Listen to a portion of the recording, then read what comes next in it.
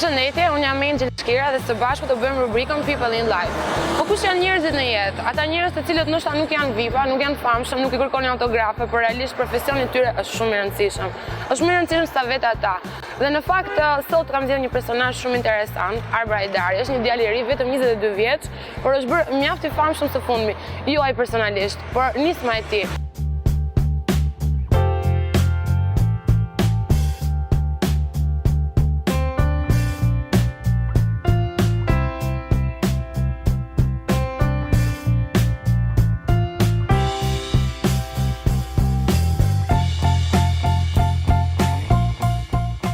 Atëherë, Arbër, ky besoj është ambienti që ti kalon një pjesë të madhe të ditës tënde.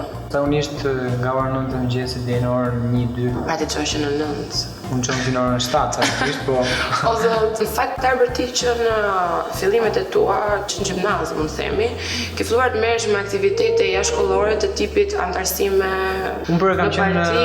Unë nuk kam pas asnjë interesa partijake, po për kam pasur problem mënyrën se si qeverisin çdo lloj qeverie që është në pushtet në marrëdhënie me të rinjt. Dhe në të mbaruar gjimnazit kam drejtuar disa forume rinore. Arsyeja pse ti zgjodhe drejtësi ka të bëjë me këtë karakterin tënd që ti ndjek të drejtën apo thjesht kurpej situatën aktuale që ishte në Shqipëri se unë do bëj ndryshime? Shiko, unë vini nga familje urisish dhe jam edukuar gjithmonë me drejtësi.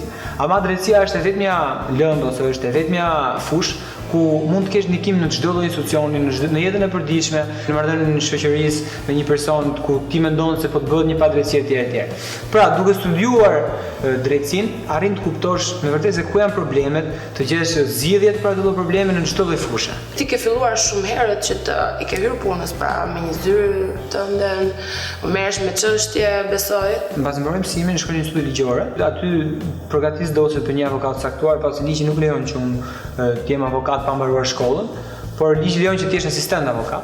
Dhe kjo është një mënyrë e mirë sepse paraditët e merr teorinë në shkollë dhe pastaj vjen në praktik. Është një përgatitje shumë e mirë para se të fillosh masterin etj. Pra, Arbri me pak fjalë është një student shembullor, një djalë shumë punëtor dhe ne do shkojmë menjëherë te ambientet e punës së tij. Madh organit akuzës. Të inspiron kjo gjë? Jemi bashkë, ne jemi për të liruar, ata për të përfaqësuar ligjin në gjyq. Në fakt ti mbasi të kesh mbaruar studimet e tua, masterin, gjithçka, realisht çfarë kërkon të bësh? Çfarë roli do të kesh? Mua më pëlqen avokatia, se më duket sikur po mbroj drejtat e njerëzve. Më pëlqen avokatia më shumë se ti je prokuror ose gjyqtar. Po në rastin kur do duhet mbrosh një kriminal ti. Ka të drejta çdo njeri dhe edhe për kriminalin, nëse ka bërë një krim, nuk kërkon që kriminali të lirohet, por kërkon që ti ulet dërimet dhe ai që meritohet. Domethënë, aty në gjyq është një betejë se kush do fitojë më shumë e drejta. Për sa i përket kauzës që ti tashmë po mbron, ka të bëjë me këtë ndjenjën tënde të drejtësisë. Padyshim që po këtu vijnë njerëz që kanë probleme me drejtësinë, prindër që kanë fëmijë në përburgje, çdo lloj njerëzish. Unë këtu ofroj edhe konsulencë ligjore për njerëzit që nuk kanë mundësi të paguajnë një avokat ose të tjerë dhe nuk kanë adresë. Pra ti edhe këtu prap kalon te pjesa e bamirësisë. Po, edhe këtu kaloj te pjesa e bamirësisë se kjo është më shumë shpirtërore. Kjo është rutina ime, unë kështu jetoj. Nuk është se unë më bëj diçka për show, unë kështu jetoj, kështu e kaloj ditën time. Edhe po mundohem të krijoj një lloj fryme, ta afroj pranë vetes individ ku shikoj që janë pjesë së mirës dhe të mundohemi sa më shumë që të bëhemi një grup i madh njerëzish, një grup i madh të rinj që duam gjërat pozitive. Në fakt ne do shkojmë tek një ambient të cilin ti e ke shumë për zemër dhe është ambienti ku ti shkon më me dëshirë dhe bën më me pasion. Zyra ku do shkoj tani është zyra që shkoj më shumë qejf. Ne do shkojmë në zyrat e fundjavës ndryshe dhe do shikojmë realisht se çfarë ndodh aty. Kjo është zemra e varfërisë së Tiranës.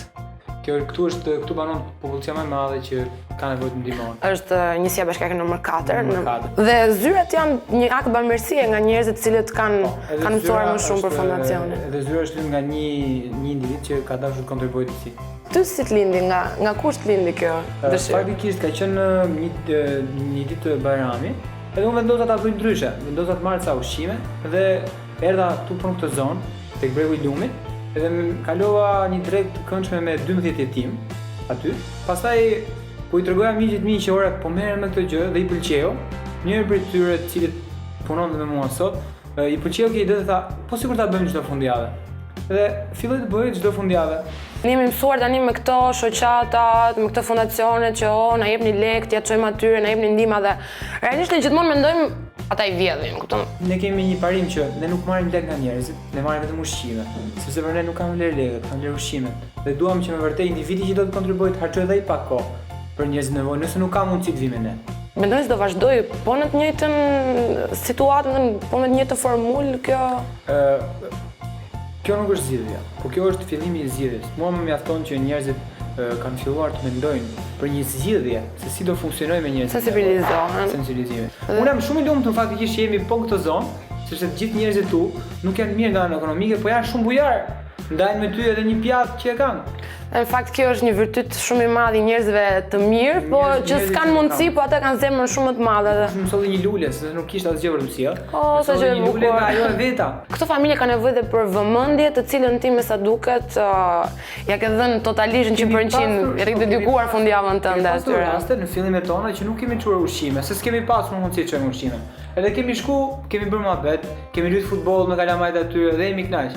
Dhe ata kishin një mendim të bukur për thënë, një kujtim të bukur, thanë, tani ne nuk jemi vetëm, kemi edhe njerëz që vinë luajnë me ne etj. Kemi shok dhe arbri. Po, çdo njeri domethënë. Po, arbri ti je shumë i ri në mosh, nuk është sakrificë e madhe për ty që ti të heqësh dorë nga shumë aktivitete që ti mund të bësh për jetën tënde në fundjavë. Të dalësh me një vajzë, të shkosh në klub. Unë jam shumë i kënaqur me këtë që po bëj. Kjo është diçka ndryshe nga çdo gjë që bën çdo i ri në Shqipëri.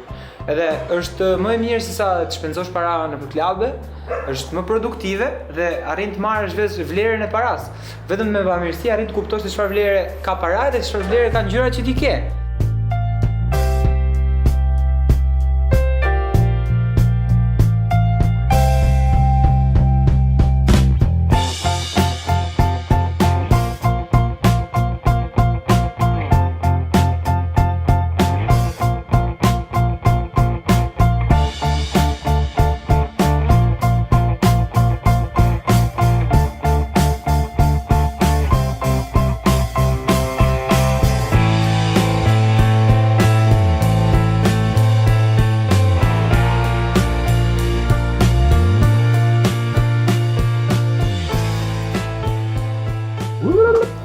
Kjo pra ishte fundjava ndryshe me Arbrin, unë ja kalova vërtet shumë mirë dhe do të them Arbri që ti je shumë e fat që çdo fundjavë ke të tillë.